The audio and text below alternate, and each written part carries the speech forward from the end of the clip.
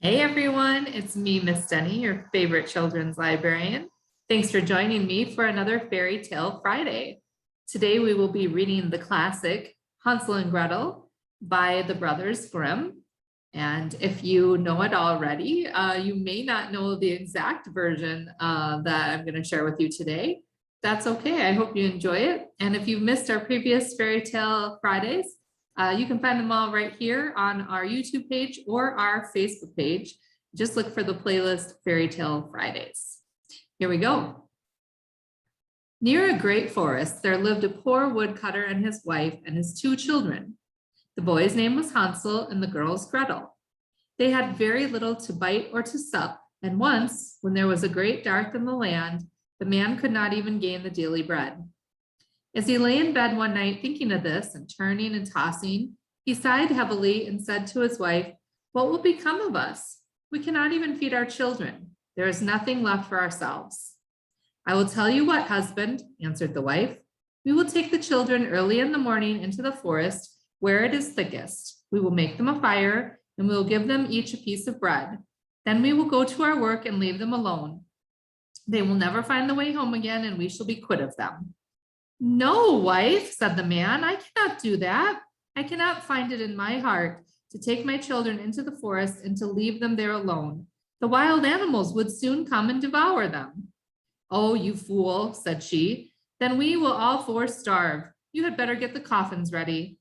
And she left him no peace until he consented.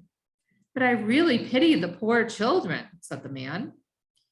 The two children had not been able to sleep for hunger and had heard what their stepmother had said to their father. Gretel wept bitterly and said to Hansel, "It is all over with us." "Do be quiet, Gretel," said Hansel, "and do not fret. I will manage something." And when the parents had gone to sleep, he got up and put on his little coat, opened in the back, and slipped out. The moon was shining brightly, and the white flints that lay in the front of the house glittered like pieces of silver. Hansel stooped and filled the little pocket of his coat as full as it would hold. Then he went back again and said to Gretel, "Be easy, dear little sister, and go to sleep quietly. God will not forsake us," and laid himself down again in his bed. When the day was breaking and before the sun had risen, the wife came and awakened the two children, saying, "Get up, you lazy bones. We are going into the forest to cut wood."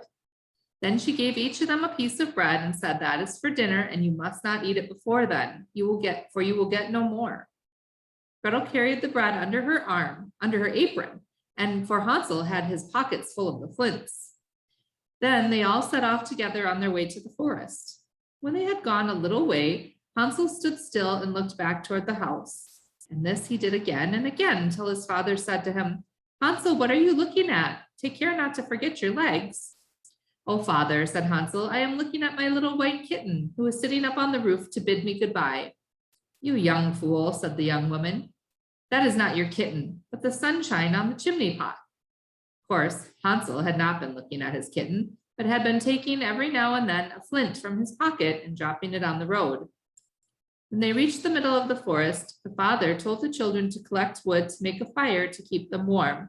And Hansel and Gretel gathered brushwood enough for a little mountain, and it was set on fire. And when the flame was burning quite high, the wife said, "Now lie down by the fire and rest yourselves, you children, and we will go to cut wood. And when we are ready, we will come and fetch you."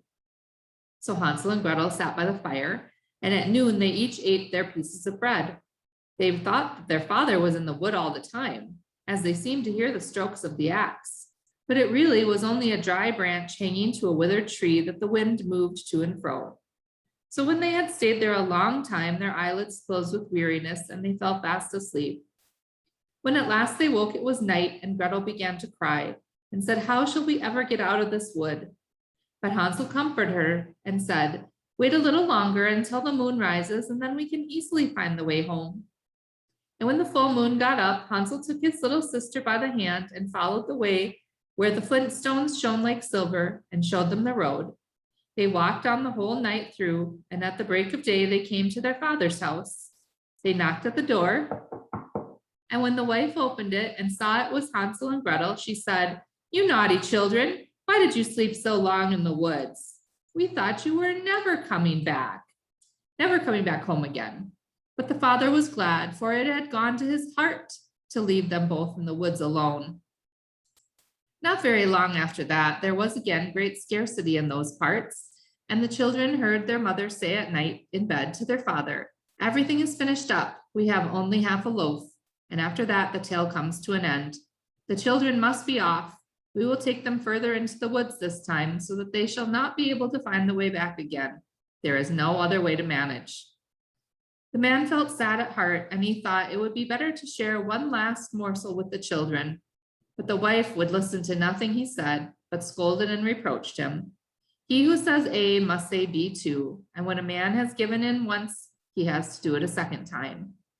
But the children were not asleep and had heard all the talk. When the parents had gone to sleep, Hansel got up to go out to get more flint stones, and as he did before, but the wife had locked the door, and Hansel could not get out. But he comforted his little sister and said, "Don't cry, Gretel. Go to sleep quietly, and God will help us." Early the next morning, the wife came and pulled the children out of bed.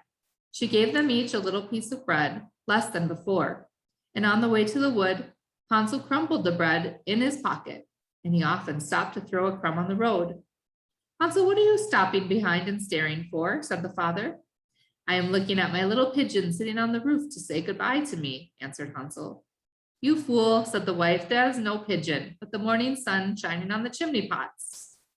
Hansel went on as before, and the stewed breadcrumbs all along the road. The woman led the children far into the wood, where they had never been before in all their lives. And again there was a large fire made, and the mother said, "Sit still there, you children, and when you are tired, you can go to sleep. We are going to go into the forest to cut wood, and in the evening, when we are ready to go home, we will come and fetch you." So when noon came, Gretel shared her bread with Hansel, who had stewed his along the road. Then they went to sleep, and the evening passed, and no one came for the poor children. When they awoke, it was dark night, and Hansel comforted his little sister and said, "Wait a little, Gretel, until the moon gets up. Then we shall be able to see the way home by the crumbs of bread that I have scattered along it." So when the moon rose up, they got up, but they could find no crumbs of bread, for the birds of the woods and of the fields had come and picked them up. Hansel thought that they might find the way all the same, but they could not. They went on all that night, and the next day from the morning until the evening, they could not find the way out of the wood, and they were very hungry, for they had nothing to eat but the few berries they could pick up. And when they were so tired that they could no longer drag themselves along, they lay down under a tree and fell asleep. It was now the third morning since they had left their father's house. They were always trying to get back to it, but instead of that, they only found themselves farther in the wood. And if help had not come soon, they would have starved. About noon, they saw a pretty snow-white bird sitting on a bough and singing so sweetly that they stopped to listen. When he had finished, the bird spread his wings and flew before them, and they followed him until they came to a little house, and the bird perched on the roof. When they came nearer, that they saw that the house was built of bread and roofed with cakes, and the window was of transparent sugar. "We will have some of this," said Hansel, "and make a fine meal. I will eat a piece of the roof, Gretel, and you can have some of the window. That will taste sweet." So Hansel reached up and broke off a bit of the roof, just to see how it tasted. And Gretel stood by the window and gnawed at it. And then they heard a thin voice call out from inside, "Nibble, nibble like a mouse. Who is nibbling at my house?" And the children answered, "Never mind, it is the wind." And they went on eating, never disturbing themselves. Hansel, who found that the roof tasted very nice, took down a great piece of it. And Gretel pulled a large round window pane and sat her down and began to eat it, and began upon it. Then the door opened and an aged woman came out leaning upon a crutch. Hansel and Gretel felt very frightened and let fall what they had in their hands. The old woman, however, nodded her head and said, "Ah, my dear children, how come you here? You must come indoors and stay with me. You will be no trouble." So she took them each by the hand and led them into her little house. And there they found a good meal laid out of milk and pancakes with sugar, apples, and nuts. And after she showed them the two little white beds, Hansel and Gretel laid themselves down on them and thought they were in heaven. The old woman, although her behavior was so kind, was actually a wicked witch who lay in wait for children and had built the little house on purpose to entice them. When they were once inside, she used to kill them, cook them, and eat them. And then it was a feast day with her. The witch's eyes were red and she could not see very far, but she had a keen scent like the beasts and knew very well when human creatures were near. When she knew that Hansel and Gretel were coming, she gave a spiteful laugh and said triumphantly, "I have them and they shall not escape me." Early in the morning, before the children were awake, she got up to look at them. And as they lay sleeping so peacefully with round rosy cheeks, she said to herself, "What a fine feast I shall have." Then she grasped Hansel with her withered hand and led him into a little stable and shut him up behind a grating. And call and scream as he might, it was no good. Then she went back to Gretel and shook her, crying, "Get up, lazy bones, fetch water and cook something nice for your brother. He is outside in the stable and must be fattened up. And when he is fat enough, I will eat him."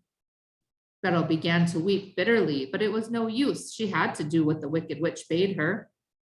And so the best kind of victuals was cooked for poor Hansel, while Gretel got nothing besides crab shells. Each morning, the old woman visited the little stable and cried, "Hansel, stretch out your finger that I may tell if you will be fat enough soon."